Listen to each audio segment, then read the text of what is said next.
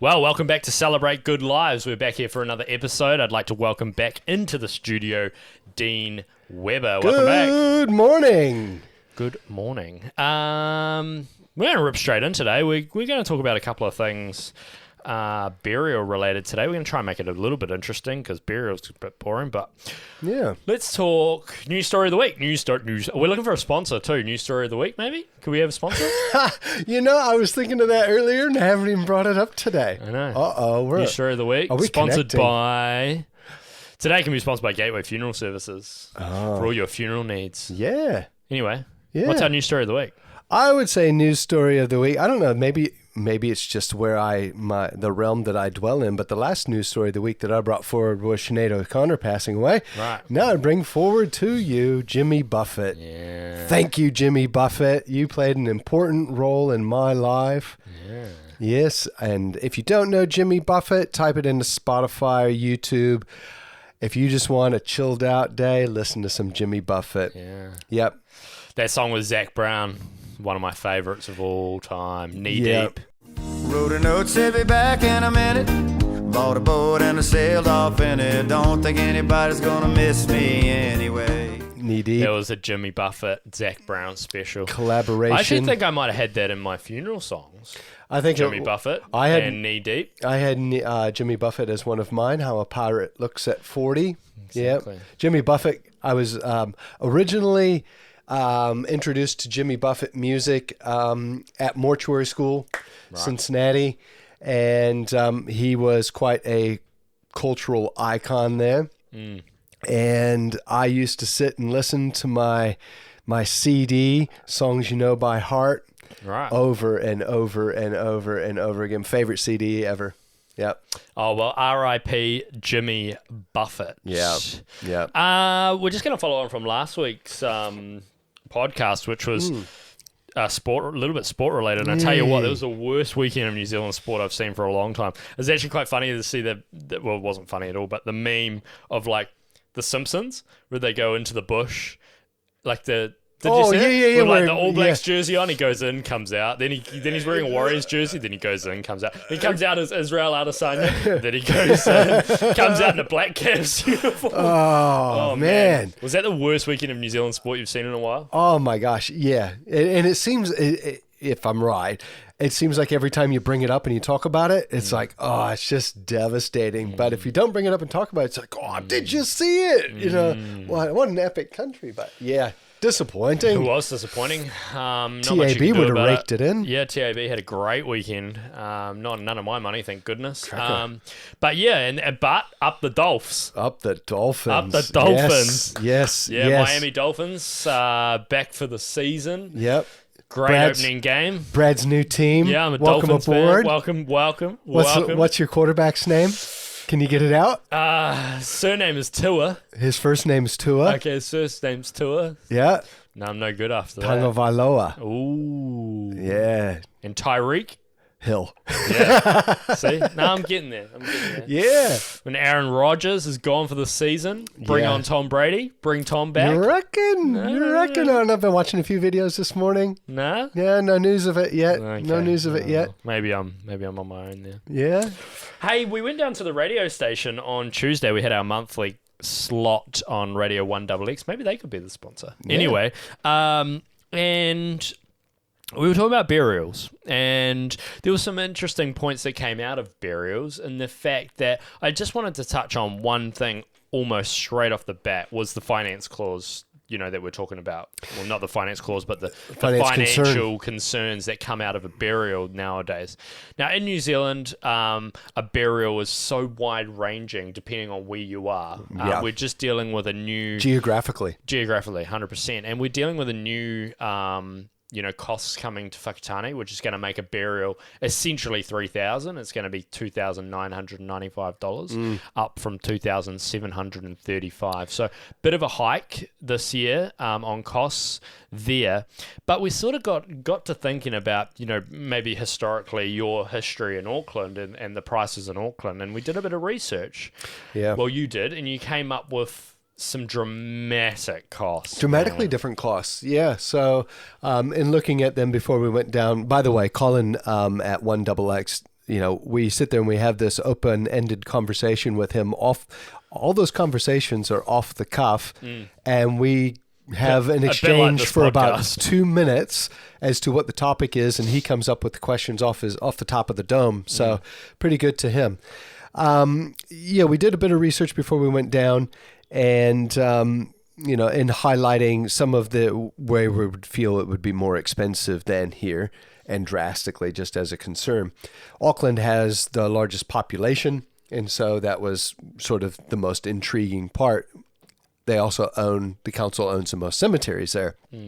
So I found that you're looking at somewhere between like $8,000 and a minimum of like $5,000 at a council-owned cemetery in and around Auckland. And That's just for the plot? that's for the plot and the digging. One burial. Digging and closing. Yep. One burial. And and those are the bases. Your opportunity to go bigger at each one is It's a lot of there. money. Yeah. And so basically, I've always said that when you see these ads on TV, specifically from Cigna, about $30,000 funeral insurance, right? And I've always said, you don't need 30,000. It's never going to need 30,000. It's not going to happen. Here, It's pushing it. definitely not. But if you're taking on an $8,000 burial plot, right, and then adding the funeral, which could be minimum in Auckland somewhere 12, 15, 18, 20 grand in some places. Depending how popular you how are. popular they are and how big the service is going to be. You're going to get up to Yep. 30K. Yep. A casket choice, flower choice, and newspaper, and some technology push you there quite quickly. Plus a full burial, So Yeah, quite quickly. This is 20 grand for a funeral now. The This day is of- not relevant to Whakatane. I just want to say it's not relevant here. How about that? The day and time of a $20,000 funeral rolling off your tongue. I know. Whoa. I remember crazy. my first $20,000 funeral would have been like in the late 90s. Yep. Yeah. And it That'd was be like a $50,000 funeral now. Yeah, it was in the late 90s, and I remember it. It was like $25,000, and it was a solid bronze Batesville casket Oh, yeah. and a bronze-lined burial vault in a cemetery. Nice. Yeah, and it was just That's the at deluxe. it. Yep. I've only done one in New Zealand, I think, that broke 20. Yeah, we've done one. Yeah. I've done one here. Yep. Yeah, not very often. Crazy. And, yeah. And it was the one we did was just literally, they wanted us to supply everything. Yes. Marquees, And premium. food for 3 days. Whoa. It was just, we had to do tree removal. Oi. It was an amazing Out the experience. gate. Yeah, Out yeah. the gate. It was cool. It was very cool. It was like, basically, this is what we want. Can you just make it happen? Yeah. We removed washing lines. We did all sorts. Yeah. We weren't even like funeral directors. We were like the event manager mixed with all the staff that the event manager had employed. Yeah, right. That was us. Right. Cool. Yeah, it was cool. It was Cool. very cool. I remember the one thing I learned, we have a lot of career firsts, even after 30 years, I still have a lot of career firsts.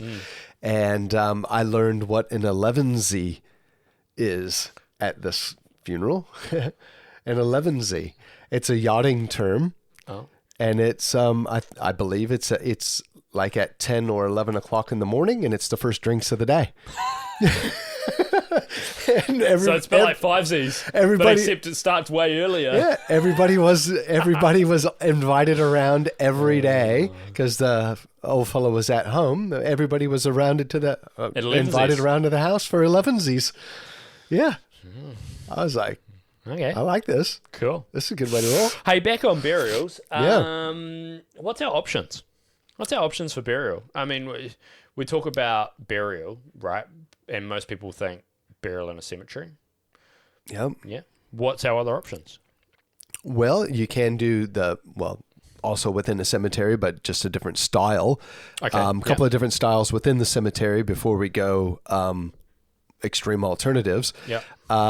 You've got in a few places in New Zealand, natural burial options, which have a litany of requirements that have to be fulfilled with the everything, with the makeup of clothing, to the makeup of the casket, to the depth of the grave, to a lot Style of hoops. of coffin. Yep, a lot of hoops to jump through. Still within the cemetery, mausoleums. Yeah. So you can be in a public mausoleum, a community mausoleum that's, put up and erected by the council or the owners, and you just buy the spot, the niche. Or some cemeteries you can put your own up, which become private family. And cha-chang, cha-chang, cha-chang. You roll in big money, put one of them up. There's outside of cemetery, water. Yeah. Living on an island. Burial at sea. Yep. Going through maritime New Zealand and getting your Have you ever done one? No. Being up north of Auckland, our spot for that was clear up past, you would have to take a charter boat out of Tutakaka and then out past the Poor Knights and way out. You get a GPS location and you'd be given the requirements to prepare the casket, to weight it and drill it properly. Yep. Actually, we were talking about a friend of mine this morning, Terry Longley. Shout out to Terry. Hi, Terry. Hey, Tezza. And we've had conversations in the past about burials at sea that he's done. Oh, wow. And one burial at sea he did was they choppered. Do you ever take any pictures? I don't know. That'd be cool. Maybe I should ask him. Yeah. Choppered this person out, and I believe it was to the Kermadec. Oh, wow. To the trench. Yeah. Whoa. And it was like offload out the side of the chopper. Well, you'd be hovering quite low. You'd have to be. Yeah, you'd be holding your breath that the thing doesn't split. Yeah, I could be wrong, but I'm pretty sure that's how it worked. Yeah. And so, burials at sea are an option. It is. We can do them. Certainly it doesn't is. matter what funeral director you use. You can do it in New Zealand. Yep. I had a good chat with the young lady in the car yesterday driving back from Rotorua about Rarotonga. I've sent somebody back to Arutaki in the past, and they bury right in the front yard of their houses. Yep, they sure do. As there's not a lot of space. Yep. I've had some inquiry back in the day, and I looked into it about being able to, in New Zealand, enter on private land, correct, including like farm. Yep. It's possible, but you almost have to start the process months before the passing or the event is even ready to happen to get it approved. And it's the but same with cremation. So you can't. Basically, the basic rules are is that you've got to be more than 34 kilometers away from a public cemetery or crematorium in order to be able to make the application. Yeah. Okay. Yeah. Or 33. And it's pretty tough unless you're pretty remote. It's pretty tough to find that spot. You'd almost have to. Yeah, exactly. GPS it out and find the spot that you're able to do it. Yeah. So interesting things around burials. I know here in Whakatane we're doing double burials up at Hillcrest. Kawerau are triples. Yeah. Oh, right. Kawerau is triple. Not very often you find a triple. I know on some of the Auckland forums there was the tick box for a triple, but I've never done one. Yeah, so all of them are triples in Kawerau. So come back to our spot on the radio yesterday. Yes. Colin kicked it off with a question that caught me straight out on the very first one was burials. So what's changed? Yeah. And it sort of caught me out. It was kind of like my interview on the project. And I think what he meant was what changed with the uptake. Why isn't there such an uptake on it? And we sort of put it down to the progression of cost. The progression of cost to be buried has far exceeded the progression of cost to cremation. Correct. As well. And one thing that we didn't get to talk about was the acknowledgement of the Catholics accepting cremation, whereas a Catholic was always a burial.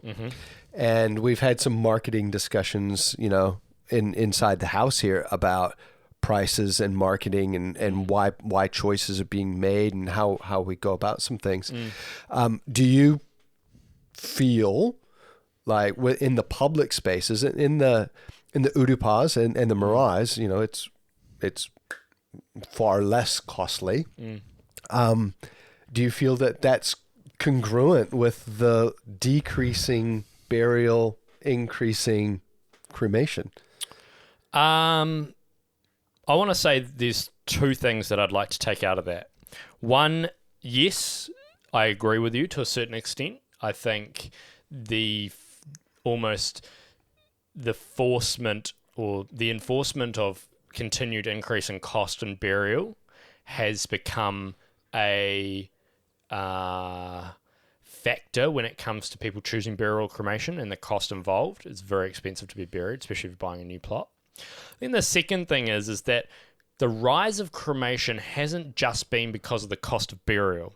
I think the rise of cremation has come from two things. One, that when you have someone cremated, you get something back. I'm glad you're going here because Okay. I was going to lead you into here. Okay, Good. because what I wanted to say was when you get something back, you have something. Now, you can keep your loved one at home. You can scatter your person in their favorite place that you wouldn't have been able to bury them at. Correct. There is so many broader options: necklaces, jewelry, diamonds, pendants, glass, you name it, resin. Yeah. Yeah. So many options with cremation. That's the first thing I was going to say you get back after that. Second part of that is that if you have someone cremated and then want to have them buried in an ashes plot, it is going to be dramatically cheaper than burying someone anyway, Yep. which then falls back to that cost element. So what I'm going to say, yes, there's financial, 50% of it would be financial, maybe. Yeah. And the other 50% would be cremation is just taken off because of the ability to be able to make something out of it. The flexibility. And you get something back. You make something out of it. You get something. You can have a memorial service down the track and you've still got that person. Yeah. Yes. I know with Māori specifically, they have an unveiling in 12 months' time. There's that side of it. I get that, the headstone, all of that. But there's something about cremation which is just... Headstone, that's another cost that we didn't really factor into. Well, we didn't. We're dealing with a bit of that at the moment too, yeah. Yeah. Right. Oh, geez. Yeah, that's another So cost. a headstone, you've been doing the numbers. What's a headstone in Whakatane going to cost you right now? Looking at doing quite a almost a half-sized one, and Okay. it's over $3,000. Right. So you didn't take that into consideration when you chose burial, did you? No, in fact, that's why it's just sort of surprised Yeah. me. And Oh, okay. Yeah, Yeah. fair enough. Yeah. So I think, there's that. Burial is an expensive way, isn't it? yeah, When you really add it up, when you take into Yeah, plot cost, various. interment cost, headstone cost. yep. Those three alone outweighing, Mm. yeah, cremation. Yeah. Got a question for you. Do you think that down the track, let's say 50 or 100 years down the track, that burial plots will be leased? We've talked about this. It happens. Happens. Can you see burials still happening in 100 years in New Zealand? And if so, do you think they'll be permanent? Yes, I can still see them happening through that time. I can see the progression into leasing them. And So a the angle, 25-year perpetual lease? Or? yeah, or even 50 sort of thing.